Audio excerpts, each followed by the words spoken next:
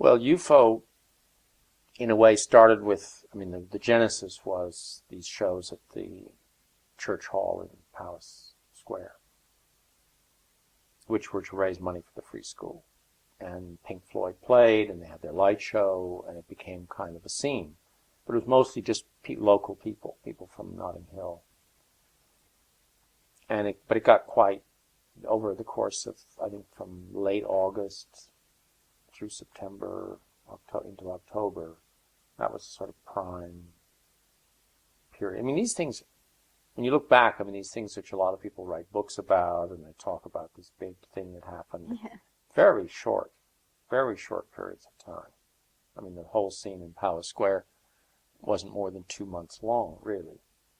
And then Hoppy started the International Times and rented the Roundhouse for the launch party of the International Times, and hired Pink Floyd and the Soft Machine to perform. And so both those groups played that night, and it was late October 1966.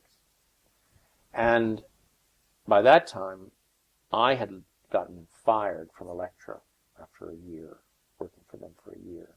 I kind of had a row with the boss. And I really wanted to stay in England. But I didn't have a job, so I needed money.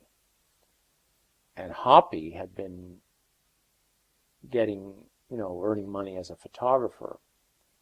But once International Times began, that was so all-consuming that he didn't have time to pursue his photography career. He had started turning down jobs, and he just sort of put his camera away and focused on International Times. And so both of us needed to pay the rent. And so we decided, well, let's take what we did what Hoppy did at the International Times party and put on a club once a week. And so we rented this Irish dance hall in the West End, December 23rd, 1966. We started with Floyd as the band. And that was really the template. That was the idea, was the Floyd and a bunch of other, light shows and movies and theater companies and happenings and things like that built around the Floyd. But it became so successful that very quickly other people started booking the Floyd and offering them more money than we could offer them, because the club was pretty small. But we knew we had the Soft Machine. So when the Floyd was busy, we booked the Soft Machine. And that pretty much kept us going December, January, February, into March. But then the Soft Machine, it was sort of like our success was killing us. We were starting to get so much publicity, and so many people were coming to see them, that if, all the kind of social secretaries at the colleges would read Melody Maker and say, oh, who's playing UFO? Soft Machine or Pink Floyd? Let's book them. Yeah. So the following time we're trying to book them, oh no, we're busy that night. And so I started going out and trying to find other groups. And the first one, I think, that really worked with the audience, somebody tipped me off to this little tiny club in Mayfair. It's really it was about as big as this room, the whole club. There were a couple of tables, and there was a little stage up there. And there was an organ and a drummer, and they were playing, and all of a sudden, out from the closet in the back comes this guy with a headdress that's on fire, and this huge cloak, and he has this huge voice, and he sings this song about, I am the God of Hellfire.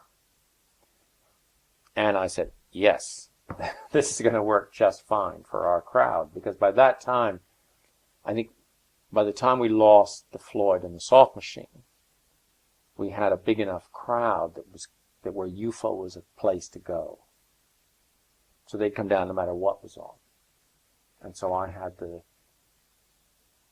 good situation that I could sort of take a group that I liked, that I thought they would like, and they didn't care. They'd never heard of him. Okay, we'll come anyway. And it was called The Crazy World of Arthur Brown. And they loved him. The audience went nuts. And so he became a regular. And then, we had the Bonzo Dog Doodah band came down and played, and they were kind of crazy and sort of very different musically, not very psychedelic music, but just their whole look was just so wacky and funny and interesting. And then the thing that was also interesting was in that spring of 67, there weren't, in a way, the Floyd and the Soft Machine and maybe Arthur Brown were the ones who genuinely had emerged from the counterculture in some way and were playing music that was what they were from the beginning. It was music that was off-center, that was improvisational, that was different. It was not like pop music. But then what happened was things were changing so fast in the spring of 67 that pop groups who, their only thought had been, let's write a 3-minute single 12 months before.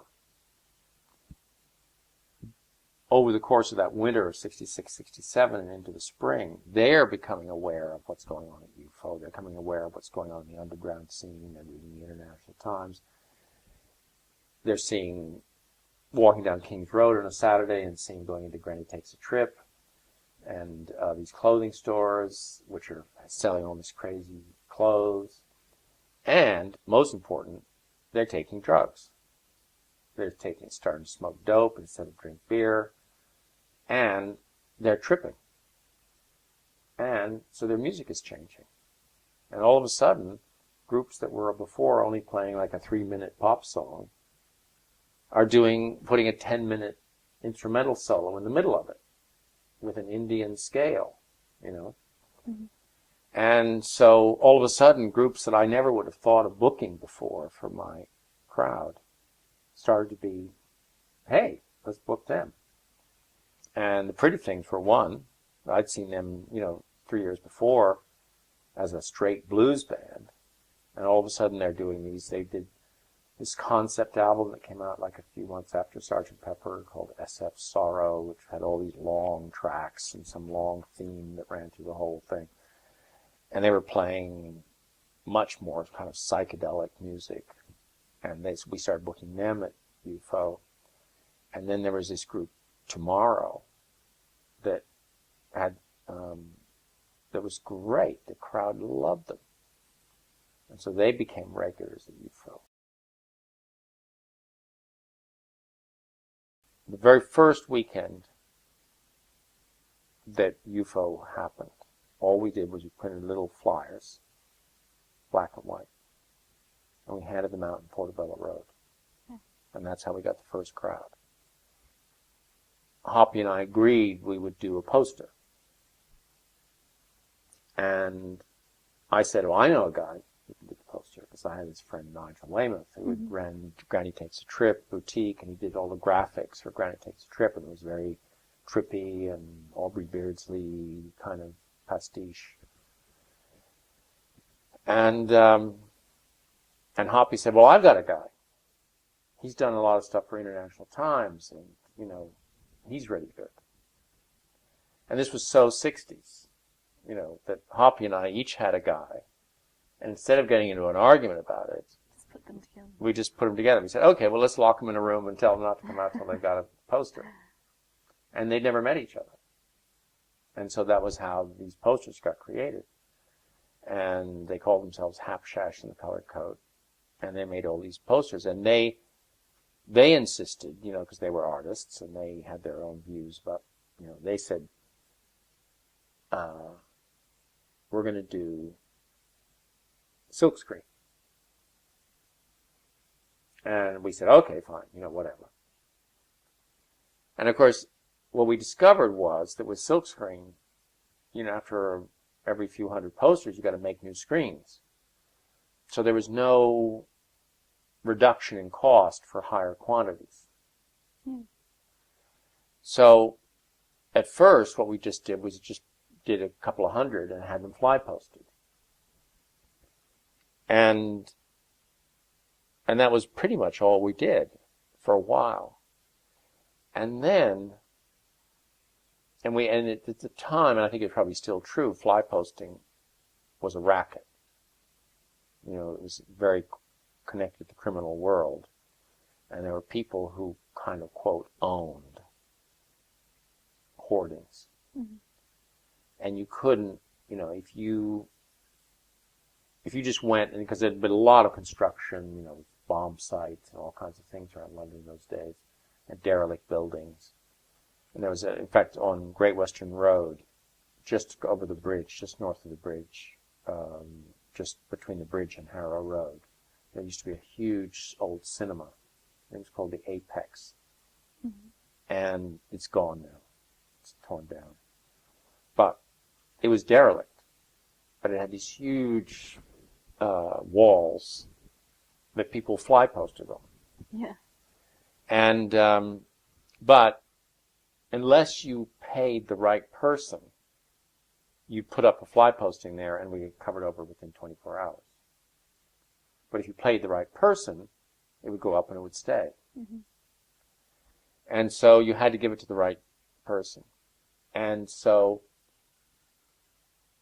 as the club became more popular and these posters were considered wonderful, you know, people loved them, two things started to happen. One was people started reporting to us that they had been driving, like, or walking or whatever, or bicycling late at night, and they'd seen people out with steam, with like a steam kettle, steaming the posters off the hoardings.